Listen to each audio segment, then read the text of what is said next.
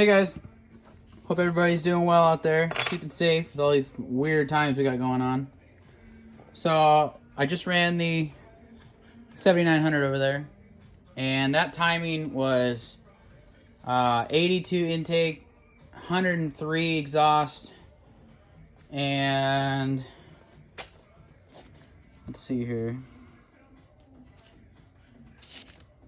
Transfers at 129, so I had a 26-degree blowdown. After doing a little bit of research, I wanted to try this out. I wanted to try 103 exhaust. If the intake at 82, there's just nothing I can do about that. By the time you do any machine work to this thing, the intake drops around 81, 82. So that's where that landed. Honestly, I think 78, 79 probably be a little better. I don't know. I really wanted to take this further and then just epoxy the intake back up, but the owner said he was perfectly fine with around 170 compression, because I would have liked to take it another 20 thousandths off the squish band and then just brought the intake back up and came out with more around 190, 200 compression. I think that'd make a killer saw, but he wasn't interested, so that's fine. So I got the second cylinder here. I already did the machine work on it. I actually lowered it slightly less. I wanted to see kind of what happened. I have not timed it since because the other one's still together. And by the way, if you don't know, the customer sent me 2 cylinders and pistons, and oh boy, did I have some problems. So I got the other jug all done and everything, put it on the saw. Compression felt real weak. I tested it 125. I was like, that's really strange.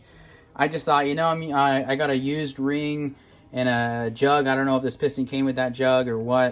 It was all used stuff. And I thought, just a little bit of runtime, probably jump up pretty quick after it seats. Well, after a lot of effort and hours spent trying to figure out why this saw would not run, I ended up swapping on a 272 coil, which requires you to advance the timing 30, 35 degrees, ignition timing advance, just to get it to work right.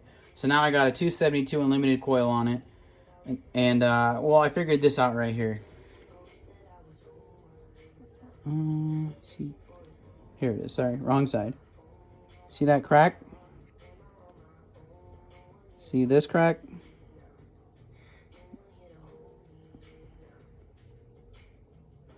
The whole thing. The only thing holding this entire intake skirt on anymore is these bottom supports.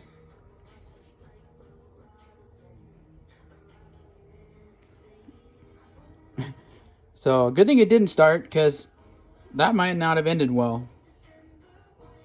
I had no idea. I just did not see that initially. I even cleaned this piston up. I didn't see it. I think I spent 2 evenings trying to figure out why the heck this saw would not run. I mean, I know low compression kind of causes a non-running situation, but anyway, so I got it figured out.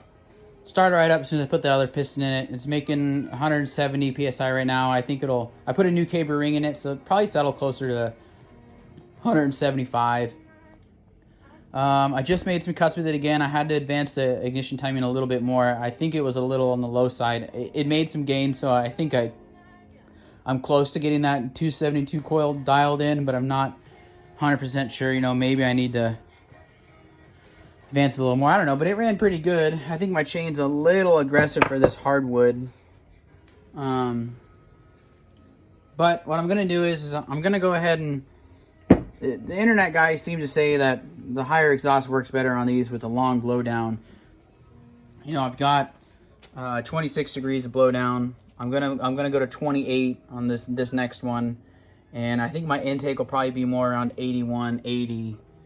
Because on the second one, so the first one I did 35 off the band and 32 off the base.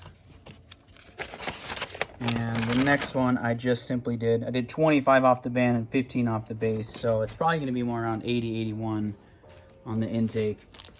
And then I'm going to take the exhaust, I think, up to 100 and start there and see what that's like.